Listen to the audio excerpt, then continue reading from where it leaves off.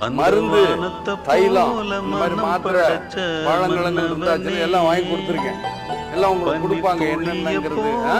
அதுதான் நான் மெயினா வந்து பண்ணிருக்கேன். இதுக்கப்புறம் என்ன பண்ணணுமோ நான் பண்றேன். உறுதியா நான் பண்ணிட்டேன்.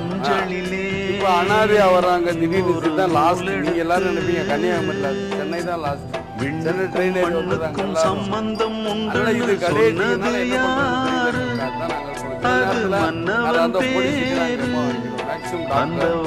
சர்வீஸ் அவங்களே ஒரு 4